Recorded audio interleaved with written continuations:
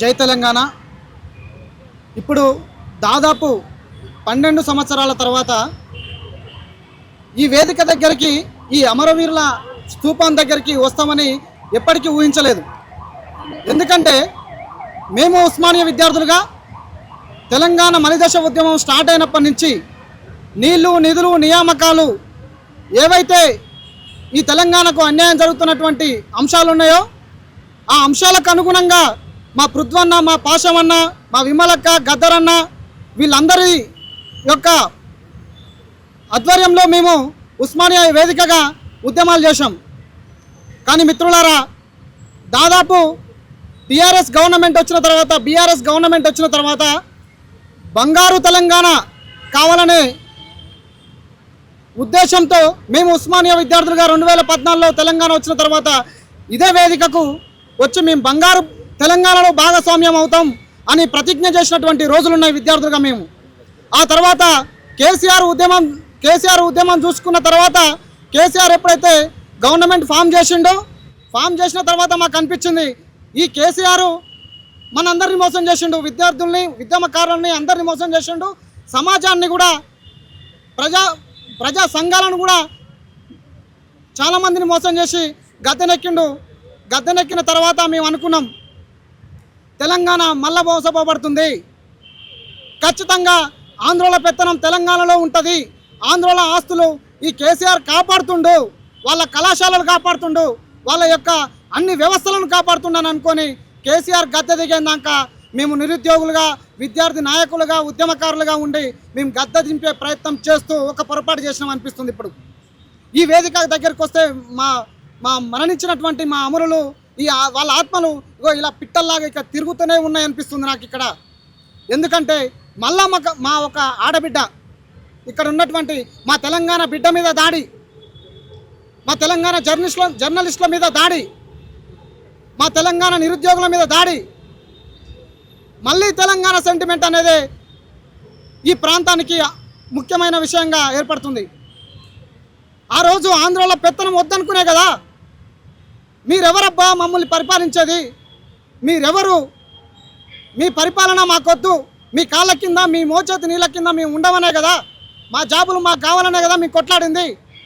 తెలంగాణ ఉద్యమం కోసం అప్పుడు ఉన్నటువంటి జర్నలిస్టుల మీద ఏ విధంగా దాడి జరిగిందో, ఎవరైతే విద్యార్థులు, విద్యార్థి సంఘాలు, ప్రజా సంఘాలు, మేధావులు ప్రశ్నించిన వాళ్ళ మీద ఏ విధమైనటువంటి దాడి జరిగిందో అదే సందర్భం తెలంగాణ వచ్చినాక కూడా జరుగుతున్నది.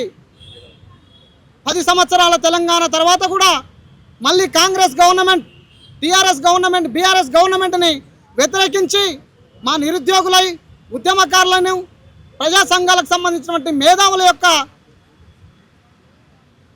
మంచితనాన్ని ఆసరాగా తీసుకొని వాళ్ళు ఈరోజు గద్దెనెక్కిర్రు.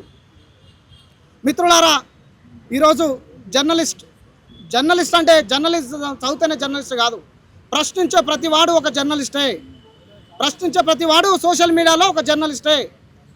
ఈ కేవీఆర్ మా వెంకటరామరెడ్డి అన్నని ఇది రెండోసారి తీసుకుపోవడం నేను అనుకున్నా, నిజంగా చెప్తున్న మీడియా ముఖంగా, నేను కేసీఆర్కి వ్యతిరేకంగా పనిచేసినాం, ప్రభుత్వానికి వ్యతిరేకంగా పనిచేసినాం, నిరుద్యోగ సమస్య పైన కొట్లాడినాం, మా వెనకాల ఉన్నది మా పృథ్వన్న. కానీ కాంగ్రెస్ పార్టీని గెలిపించడంలో కూడా మేము భాగస్వామ్యం అయినాం. ఇప్పుడు అనిపిస్తుంది ఓటేసి తప్పు చేసినాం, డబ్బున్నోనికే అధికారం, ఎవరికైతే అధికారం ఆలోచన ఉన్నదో వాళ్ళకు ఓట్లేసి గెలిపించుకున్నాం. ఇప్పుడు తెలంగాణ సమాజం ఏ మొగడు లేకపోతే అక్క మొగడు దిక్కన్నట్టు మళ్ళా ప్రతిపక్షాల సైడ్ పోకుండా ప్రత్యామ్నాయం శక్తిని ఎంచుకోవాల్సిన అవసరం ఉన్నది. ఎందుకంటే మన ఆడబిడ్డల్ని కాపాడుకోవాలంటే అది తెలంగాణ ఉద్యమంలో పార్టిసిపేట్ చేసినటువంటి ముఖ్యంగా మాకు మాత్రమే ఈ ఆలోచన ఉంటుంది. కానీ డబ్బులు పెట్టి గెలిచి అధికారం కోసమే పాటుపడే వాళ్ళకు ఎవరికి కూడా ఈ అధికారం ఉండదు, ఎవరికి కూడా ఆలోచన ఉండదు. ఖబర్దార్ మేము ఒకటే హెచ్చరిస్తున్నాం, విద్యార్థులుగా, నిరుద్యోగుల, ఉద్యమకారులుగా మేము ఒకటే హెచ్చరిస్తున్నాం. ఇంకొకసారి కేవీఆర్ అన్న లాంటి వాళ్ళని, జర్నలిస్టులని, ప్రజా సమస్యల కోసం నిరంతరం ప్రజల కోసం పనిచేసే ఏ ఒక్క ప్రజా సంఘాలకు సంబంధించినటువంటి వ్యక్తులని కానీ మీరు గనక ఇబ్బంది పెట్టినట్లయితే ఖచ్చితంగా మళ్ళీ మీ ఉద్యమం అనేది మొదలవుతుంది. మళ్ళీ ఉస్మానియా వేదికగా కావచ్చు, ఈ ఇతరత్ర తెలంగాణ ప్రాంతంలో కావచ్చు అనేక విధాలుగా ఉద్యమం మొదలవుతుంది. ఖచ్చితంగా గుర్తుంచుకోండి. మీరు కనుక ఇటువంటి విషయానికి మీరు దోహదం చేస్తే కనుక మీరు ఖచ్చితంగా దీనికి బాధ్యులై ఖచ్చితంగా నిలుస్తారు. కాబట్టి వెంటనే సిఐ శ్రీనివాస్ ఎవడైతే ఉన్నాడో వాడిని ఇమ్మీడియట్లీ తక్షణమే అరెస్ట్ చేయాలి. తెలంగాణ మా ఆత్మగౌరవం ఇక్కడ తెలంగాణ బిడ్డని వాడు ఇష్టం వచ్చినట్టుగా నెట్టేసి మన బిడ్డని నెట్టకపోతుంటే పోలీస్ సమాజం వచ్చి మన తెలంగాణ పోలీసులే వచ్చి వాళ్లకు లిఫ్ట్ ఇచ్చి తీసుకుపోమని బయటికి పంపించారంటే ఇది ఎంతకాలం ఉన్నదో ఆలోచించాల్సిన విషయం.